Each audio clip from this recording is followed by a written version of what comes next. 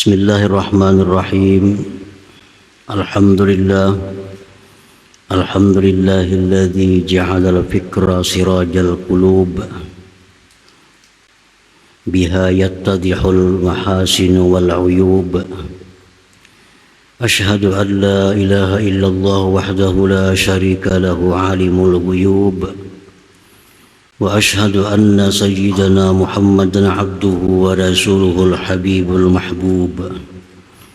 Allahumma salli wa sallim ala sayyidina Muhammadin at-tahiri minal uyubi waz zunub wa ala alihi wa sahbihi wa zurriyyatihi wa atba'ihi wa man ilaihi mansub. Amma ba'd. Yang kita hormati dan kita cintai para habaib dan para ulama, para muhibbin, hadirin, hadirat, rahimakumullah.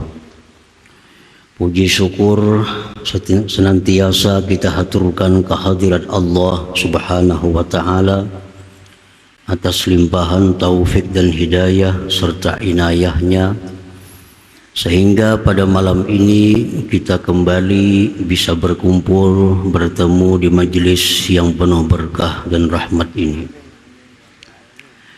Salawat dan salam atas junjungan kita Nabi besar Muhammad sallallahu alaihi wasallam dan seluruh keluarga, para sahabat dan zuriat serta pengikut beliau ila yaumil qiyamah. Para muhibbin rahimakumullah, al-hikmatu tsalitsatu wasittun ba'dal mi'ati tsaniyah min al-hikamil ataiyah. Qala al-Imam Ahmad ibn Athaillah As-Sakandari rahimahullah, nafa'ana bi'ulumihi wa asrari. Hikmah yang ke-263 dari Al-Hikamil Athaiyah, berkata Imam Ahmad ibn Athaillah As-Sakandari rahimahullah, nafa'ana bi'ulumihi wa asrari. Al-fikratu sirajul qalbi fa iza zahabat fala idha'ata lahu. Artinya bermula pikir adalah pelita hati, penerang hati. Apabila pikir itu tidak ada dalam hati seseorang, maka tidak ada cahaya bagi itu hati tadi. Nah, para muhibbin rahimakumullah. Jadi tafakkur itu adalah penerang hati. Kalau kita tidak ada tafakkur, berarti hati kita itu tidak ada cahayanya. Al-fikratul lati hudda 'alaiha wa nudiba 'alaiha wa waqa'al madhu 'ala sahibiha kal fikrah fi ala'illahi ta'ala wa 'azamatihi wa bi islahi qalbihi wa dinihi wa fi fana'id dunya wa gururiha wa khissati ahliha wa fil fikrati fi 'awaqibil umur wa amsalihha. Bermula pikir atau tafakkur yang dianjurkan atasnya, yang disuruh atasnya, yang jatuhlah pujian atas orangnya, yaitu seperti memikirkan ala illah ta'ala, nikmat-nikmat Allah subhanahu wa ta'ala wa azamatih, dan kebesarannya, seperti keterangan yang telah lalu. Wa bi islahi qalbihi wa dinih, dan berpikir tentang membaguskan hatinya dan agamanya. Berpikir tentang membaguskan hati, daripada segala yang tidak baik. Seperti hati yang ada sombongnya, lalu dia berpikir bagaimana caranya menghilangkan kesombongan ini. Jalan apa yang dilakukan untuk menghilangkan kesombongan ini? Dendam, iri dengki. Nah, itu sifat-sifat yang tercela yang ada di dalam hati itu kada akan bisa hilang kalau kita kada berpikir bagaimana caranya untuk menghilangkan itu. Wadinih dan agamanya, berpikir bagaimana wudunya supaya bagus, sembahyangnya supaya bagus, puasa zakatnya hajinya supaya bagus. Berpikir kayak apa caranya supaya wudu kita ini menjadi wudu sempurna. Berpikir kayak apa caranya supaya sembahyang ini sembahyang yang bagus. Nah, ini tafakur yang dianjurkan pula. Wa fi fana'id dunya wa gururiha wa khissati ahliha, dan seperti pula berpikir tentang hilangnya dunia ini. Nah, tentang fananya dunia dan tipu dayanya dunia dan hinanya para pecinta-pecinta dunia itu. Kita disuruh berpikir tentang dunia ini. Bila kada kita meninggalkan, inya meninggalkan kita. Ada orang yang bangkrut sebelum mati, berarti dunia yang meninggalkan dia. Ada orang yang di tengah kaya-kayanya mati, berarti dia meninggalkan dunia. Nah, itulah dan tipu dayanya dunia ini dan kehinaan para pecinta-pecinta dunia itu. Nah, para muhibbin rahimakumullah, tafakkur tentang itu merupakan tafakkur yang terpuji, tafakkur yang kita disuruh untuk melakukannya. Wa fil fikrati fi awaqibil umur, dan berpikir tentang akibat perkara-perkara. Apabila kita hendak melakukan sesuatu, kita disuruh berpikir, kalau aku lakukan sesuatu ini akibatnya apa? Baik akibat di dalam dunia atau akibat di akhirat. Nah, tafakkur tentang itu lebih baik daripada ibadah setahun. Seperti yang disebutkan dahulu itu. Apabila ada ajakan nafsu, ajakan syaitan untuk berbuat satu maksiat, nah pikirkan akibatnya. Apabila kita berpikir tentang akibatnya, pasti kita akan bisa menghindari, menolak ajakan-ajakan daripada nafsu dan syaitan itu. Kenapa orang melakukan maksiat? Karena ketiadaan tafakkur. Nah, begitu nafsunya mengajaknya, syaitan menggodanya, langsung diturutinya.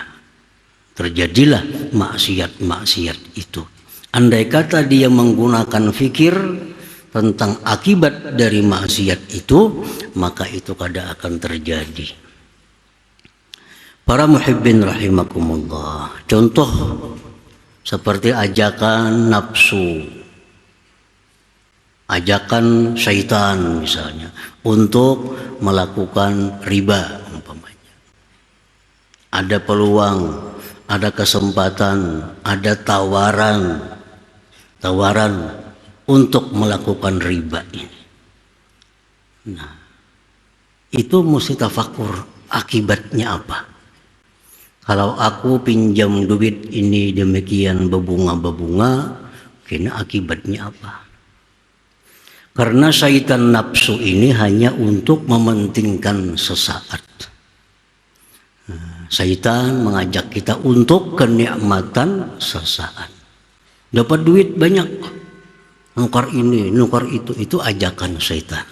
Untuk kepentingan, kelezatan, kenikmatan sesaat. Kada berpikir tentang akibat. Nah, berpikir tentang akibat. Kalau aku lakukan ini riba, apa akibatnya? Nah, antara lain akibat-akibat riba. Rasulullah SAW bersabda, "Ar-riba wa in kathura fa ila killin." Ujar Nabi, riba itu walaupun banyak menguntungkan, tapi akhirnya kebangkrutan. Itu sabda Nabi. Nah, kita berhutang, berbunga, banyak dapat duit sekian miliar. Tapi ujar Nabi, fa'ila killin, ujung-ujungnya kena bangkrut. Ujungnya bangkrut. Ini sabda Nabi, yang mana beliau tidak bertutur kecuali wahyu dari Allah Subhanahu wa Ta'ala. Oh, kenapa ada orang riba maka sugih sampai mati-mati sugih? Kalau tidak pernah bangkrutnya, maka orang itu riba. Maka jar Nabi bangkrut bila orang riba itu, si din itu sampai mati tetap sugih. Nah, itu istidraj, itu lanjuran dari Allah Subhanahu wa Ta'ala. Wa nastadrijuhum min haitsu la ya'lamun. Kami istidraj, kami lanjur. Untuk apa dilanjur oleh Allah? Untuk diberatkan siksanya di akhirat nantinya. Nah, untuk diberatkan siksanya. Orang-orang yang melakukan riba itu kalau dibangkrutkan oleh Allah, berarti ada teguran dari Tuhan supaya insaf, supaya tobat. Nah, kalau kadada itu terus menerus sukses padahalnya riba, ini berarti istidraj. Allah kada sayang dengan orang-orang itu. Nah, itu salah satu di antara akibat daripada perbuatan riba itu. Nah, kalau tafakur demikian, insya Allah kada akan terlaksana riba itu. Ini Nabi yang mengatakan, bukan kakawanan, bukan habar bin habar. Jar Nabi, bila orang melakukan riba itu ujung-ujungnya bangkrut. Ujung-ujungnya bangkrut.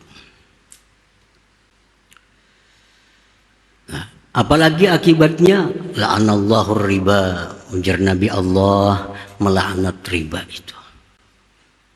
Riba dilaknat. Kalau aku melakukan riba ini berarti aku dilaknatlah oleh Tuhan. Mun aku dilaknat oleh Tuhan, buat apa aku sembahyang? Buat apa aku puasa? Kalau aku jadi orang yang dilaknatnya. Nah, tafakur, kalau ada ajakan, tawaran, kadang-kadang ditawari orang, kita berusaha mulai maju, datang tawaran supaya lebih maju lagi, dihutangi dengan cara bunga berbunga. Nah, tafakur itu, pikirkan itu. Bahkan Allah berfirman, yamhaqullahu riba. Allah akan menghanguskan, memusnahkan riba. Nah, ini lebih jelas lagi daripada sabda Rasulullah Sallallahu Alaihi Wasallam. Langsung Al-Quran mengatakan demikian. Bahkan dalam ayat yang lain Allah menyatakan, kalau kalian tidak berhenti daripada riba, berarti kalian berperang dengan Allah dan Rasul-Nya. Berperang dengan Allah dan Rasul. Itu ujar para ulama menafsirkan itu, berperang dengan Allah dan Rasul itu satu isyarah, petunjuk bahwa orang ini matinya kada membawa iman. Na'udzubillah min dzalik. Nah, kalau tafakkur itu kada akan ada riba pada kita. Nah, kita langsung tergoda, susah sedikit, sakit sedikit, macet sedikit, ada peluang riba. Ada berpikir, Padahal kesusahan ini hanya kesusahan duniawi. Kalau riba itu dunia akhirat sakitnya. Nah, tafakur di situ. Nah, para muhibbin rahimakumullah. Ada lagi ajakan syaitan, ajakan nafsu untuk mengambil hak orang lain. Mengambil hak orang lain. Seperti korupsi contohnya. Ini mengambil hak orang lain. Ada godaan, ada ajakan dari syaitan. Ini kesempatan. Nah, kalau tafakkur apa akibatnya itu kezaliman mengambil hak orang lain, kadang akan terjadi perbuatan-perbuatan mengambil hak orang lain itu. Kenapa terjadi? Karena kadang ada tafakkur itu. Ini hak orang lain. Mengurangi takaran, timbangan. Kenapa terjadi? Karena kadang ada tafakkurnya. Kalau tafakkur betapa beratnya mengembalikan takaran yang kurang, timbangan yang kurang, ukuran yang kurang di akhirat, kadang akan kita melakukan itu. Apa akibatnya kalau kita mengambil hak orang lain? Pertama, fuqdanu mahabbatillah. Kita kehilangan cinta Allah. Nah, dulunya kita dicintai oleh Allah. Tapi karena kita hari ini mengambil hak orang lain, kita kehilangan cinta Allah itu. Nah, kalau kehilangan cinta Allah, akibatnya apa? Akibatnya amal ibadah kita kada dihiraukan oleh Allah. Kada dihiraukan Tuhan, kecuali tobat.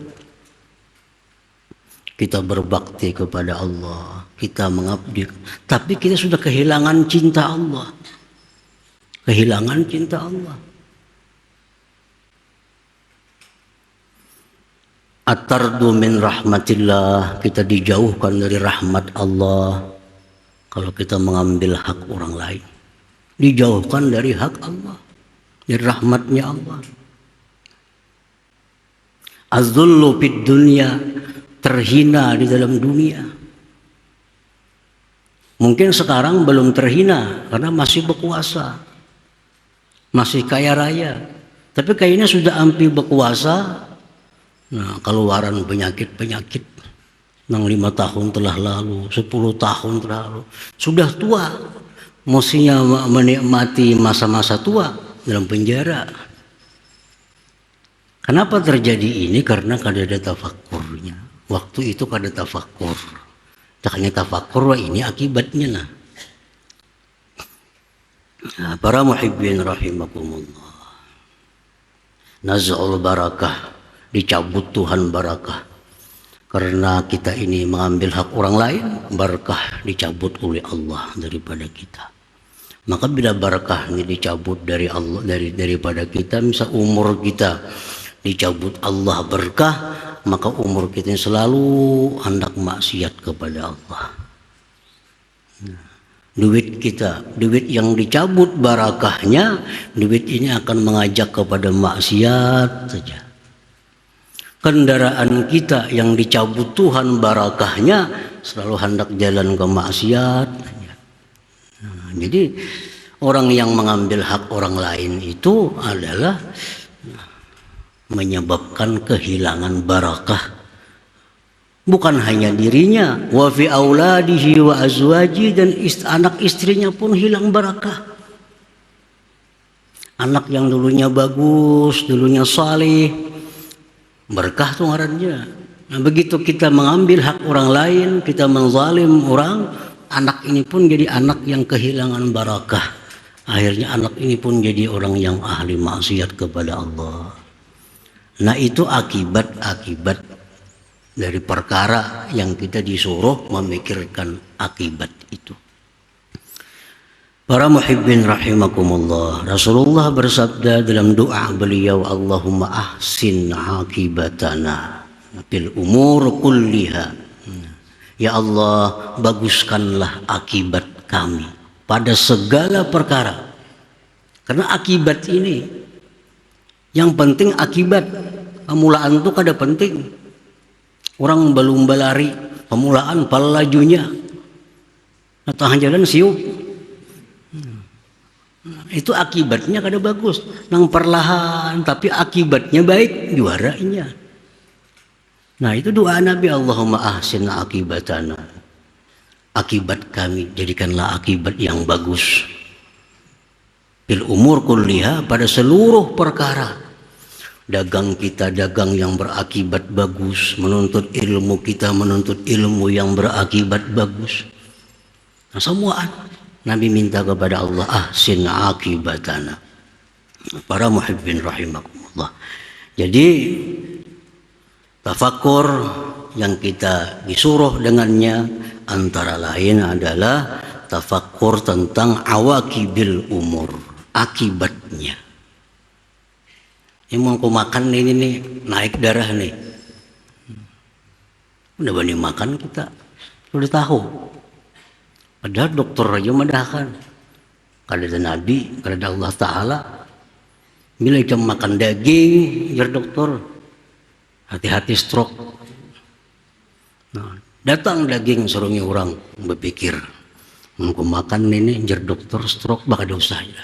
Ada kahin talo na lain aja. Karena berpikir, jangan berpikir, yang penting nyaman. Kalau tahu akibatnya kayak apa, nah kayaknya iya itu. Nah itu gunanya pikir.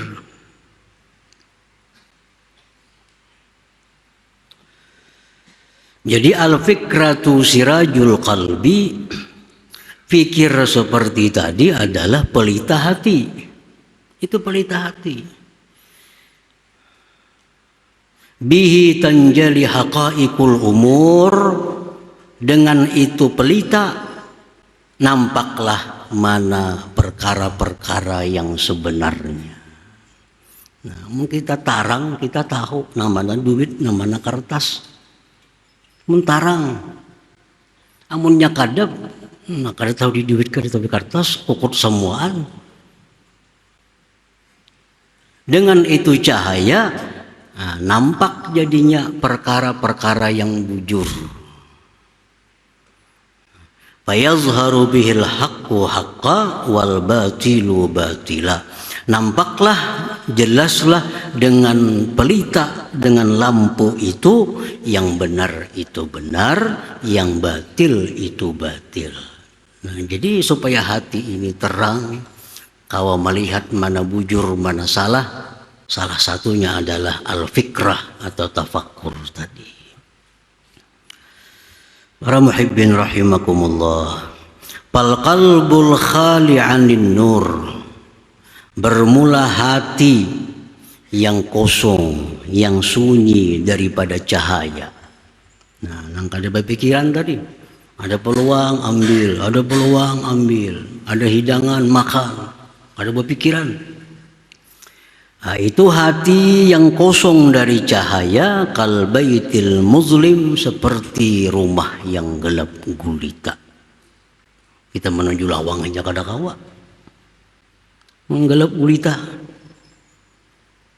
Lawang lamari, juga lawang wisi. Nya kadap. Nah, kal baitil muzlim wala yakunu fil qalbil muzlim, dan tidak ada pada hati yang gelap itu illal jahlu, kecuali jahil. Nah, karena kita ini gelap, kalau kita kada tahu, lalu jahil. Wal ama, dan buta, wal gurur, dan terperdaya jadinya. Dikira kertas ini duitnya kadap, sekalinya kertas suara sekali katarang. Nah, wal gurur, terperdaya. Jadi artinya orang yang tidak tafakur, tidak mau berpikir, itu akan mudah tertipu. Akan mudah tertipu karena ketiadaan tafakur di dalam hatinya tadi. Nah, al-fikrah sirajul qalbi, pikir itu pelita hati. Fa idza zahabat fala idha'ata lahu, bila mana hilang, tidak ada fikir, hati jadi tidak bercahaya lagi. Nah, para muhibbin rahimakumullah, kenapa kita mau sembahyang? Karena kita berpikir, mun aku sembahyangnya ada harapan ke surga. Mun kada sembahyang ke neraka, ada bani.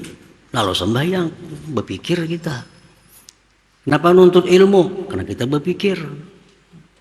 Kada menuntut, kada tahu apa nang jar Tuhan, nang jar Nabi. Jadi itulah tafakkur. Jadi jar Nabi tafakkur sesaat. Lebih baik daripada kita beribadah setahun tapi kada ada tafakkur dalam setahunan itu. Nah, kemudian hikmah yang terakhir dari Al-Hikam, hikmah yang ke-264 insyaallah taala. Ila hadratin Nabi sallallahu alaihi wasallam al-Fatihah. Nasta'inu dinas siratal mustaqim. Ya Allah biha ya Allah biha ya Allah bihusnil khatimah. Ya Allah biha ya Allah biha ya Allah bihusnil khatimah. Ya Allah biha ya Allah biha ya Allah bihusnil khatimah. يا يرجون منه شفاعة صلوا عليه وسلموا تسليما اللهم صل وسلم وبارك